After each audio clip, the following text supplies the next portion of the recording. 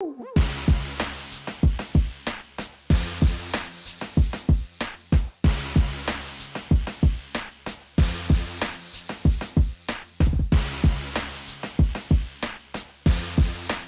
to the Hopcast. Thanks for coming back, everybody. I'm Brad Chmielewski. My name is Ken Hunnemeder. Special guest. We have a special guest! It's JB in the house!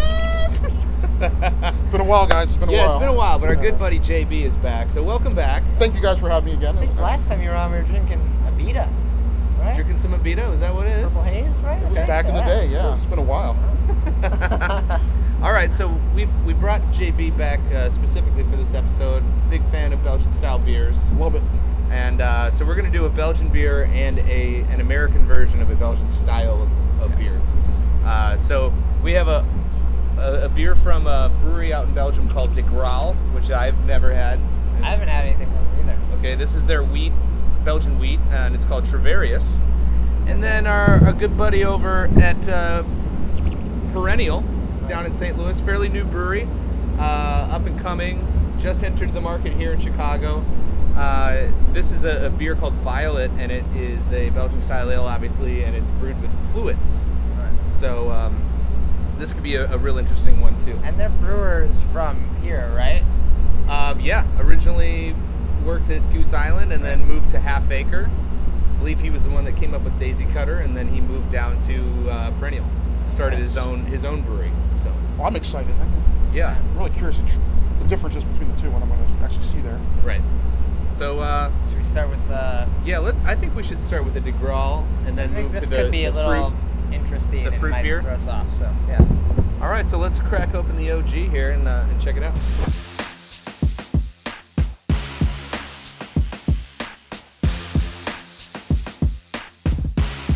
Well, I'm not sure if it's... Mine's pretty cloudy. Same I got here. the first pour, but... It's Yeah, cloudy on this side as well. Across yeah. the board. But really white head. Mhm. Yeah. And like smelling this beer, I mean, the label itself says Belgian wheat ale, and yes, that traditionally means, all right, it's a Belgian wit.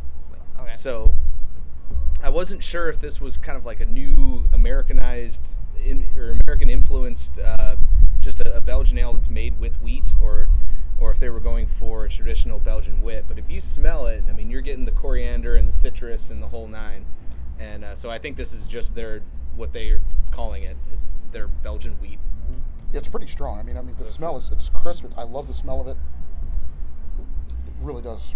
The smell does pop. I'm looking forward to drinking this. I really am. Let's do it then. Let's do it. Yeah.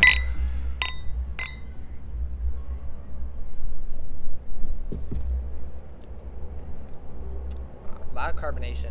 Yes. It's kind of a creamy mouthfeel. I'm getting a hint of oxidation, but not too much. But I think just across the board, really, really well balanced with the spice and the citrus. Yeah, it's beautiful. I'm really enjoying this taste. It's really, it hits you and then it just disappears, subtly disappears in your mouth. I love that. Yeah, it kind of ends just it's gone, which Yeah. is it's almost like it falls off, but then it also is just kind of like refreshing, and you just drink something. Very refreshing. I mean, Very. yeah, I'm totally getting that too. It's really doesn't stay with you very long. Once it's not in your mouth anymore, it's pretty much over for it. I mean, there's a slight lingering flavor, but really not compared to most beers you're going to drink. That's why I love Belgians, and that's why I really like this. It's a perfect taste. I think I like the aroma even more than the taste. I Really? just want to smell this beer. Yeah, there's a lot going on in the aroma, and it's and we're drinking these beers in large glasses in small quantities. Yeah. And that makes it even harder to smell these things sometimes. But it's just jumping right really up is. to you. Punches you right in the face, and I love We that. can't be drinking the right glasses for all these beers. We got a lot of beers to go through. You need a pint glass or imperial pint, just kind of cover your bases. Plus, it has my name on it, so I drink out of it anytime I can. As long as I have a glass in my hand, I'll drink out of it. It doesn't Helps matter. you know which beer is yours at the end of the night. Right. It's beautiful. So yeah, I'm digging this beer. I'm loving this. It's Yeah, good. exactly. What was the alcohol in this? About 6.8. Oh, yeah. 6.8. Which most Perfect. most Pretty Bel- high for a wit.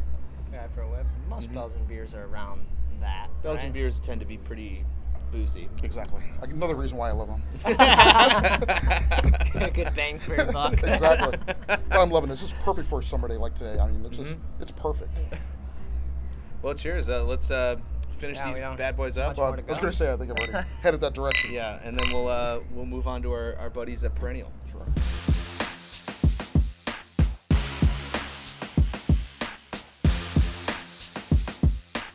All right, Ken, I'm excited for the next beer. I am too. Not only because it's from a brewery that we kind of know people from, but I love pluots.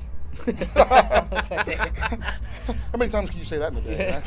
Yeah, I can't say that I've ever had a pluot, but for those out there that don't know what it is, it's kind of a hybrid version of a plum.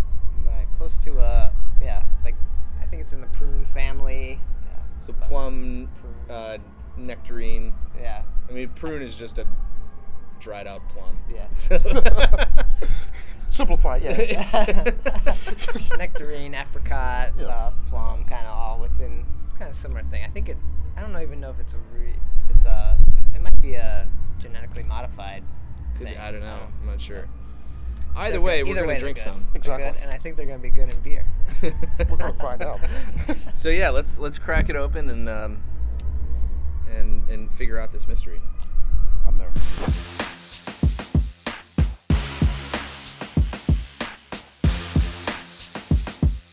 So we got another pretty cloudy color on that. Yeah, definitely.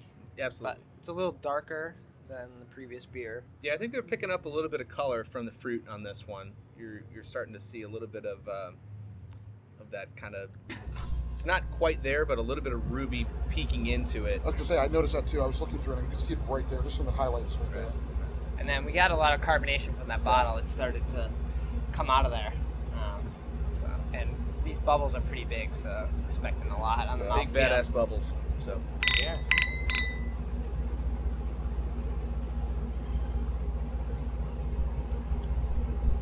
Oh wow. Yeah, you're getting a lot of fruit, tart. That's definitely different than the last beer. Definitely. I think it's creamy on the mouthfeel up front, and then it kind of like goes through this transition period where it gets very tart in the finish, and it just finishes very sharp and clean. I would agree. Like it punches you right immediately with that taste, and then it just dissipates really quickly right at the end of it. But it is a really fruity punch right in the beginning. It's not as refreshing as our previous beer, but this beer is almost like an 8% beer. So I mean, there's a substantial amount of body there and alcohol, but I think it drinks a little bit lower than that. So we're getting close to like a triple at that point, or? I mean, I guess you could say that. It's kind of reaching up into that stratosphere. It's a lighter style of Belgian ale. So a Belgian Golden or a triple or something like that, but I don't know, the spiciness from it is lacking from a triple standpoint, I would say. But I think that you're gaining that little fruitiness to it, and it's not an overwhelming fruit character, but it certainly plays into the complexity of the beer. I would definitely drink this a slow drinking beer in late evenings, just sitting back and relaxing. Where the other one was something in the middle of the afternoon, I just want to get something refreshing and drink. This is definitely take your time, enjoy the flavor, because it's like nighttime at the bar. Exactly. A little more satiating. Yeah, definitely. I mean, the flavors are, I would say, absolutely balanced across the board. There's no off flavor, nothing like that. No, just a good solid beer. It carries that Belgian feel about it. It's just a little stronger note, like you said in the beginning, but then it just drops off. It's clean at the very end.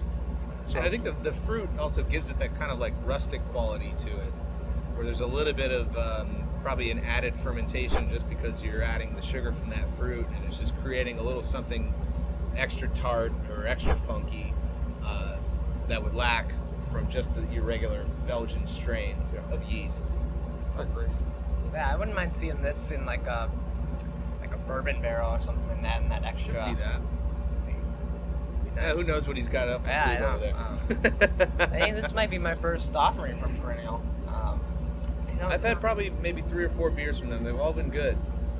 So I'm super excited that they're here in Chicago. So for our local viewers, certainly check them out in the marketplace because they're around. I saw this bottle and another bottle on the shelf the other day. So I know there's 2 at least. That's more than before, so that's all that matters. I mean, from what I understand, it's still a pretty small operation down there, so being able to supply the entire city of Chicago with all of the different offerings that they have is probably going to be something that might take a little while for them. Yeah. But the fact that they're here is a good thing, so just keep an eye out. This is a good brewery out there, good people. Yeah, I would definitely drink this again. It's I like that quick and punch because it's still clean at the very end. So I would definitely drink this again and enjoy it. Kind of makes you want to have like a piece of pie or something like with it. Like I see that. Strawberry rhubarb. Yeah. Like Mom used to make, yeah.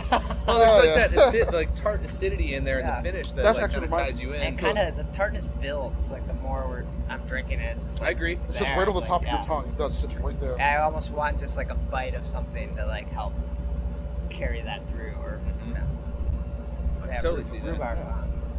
Strawberry rhubarb pie, a slice of ice cream, or a scoop of ice cream.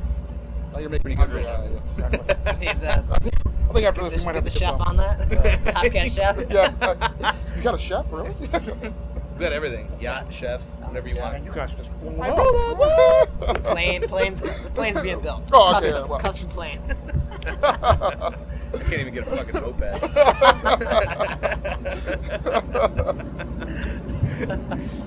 Well, awesome. I mean, I love drinking Belgian beer, and this afternoon was no exception, especially on the rooftop with a couple of upstanding gentlemen like yourself. Well, thank you very much there, Ken. It's a pleasure as well. Thank you. No, this is great. I thank you guys for allowing me to partake in this. Cheers, both man. of these. It's been great. Thanks, Thank you guys for watching Hopkins.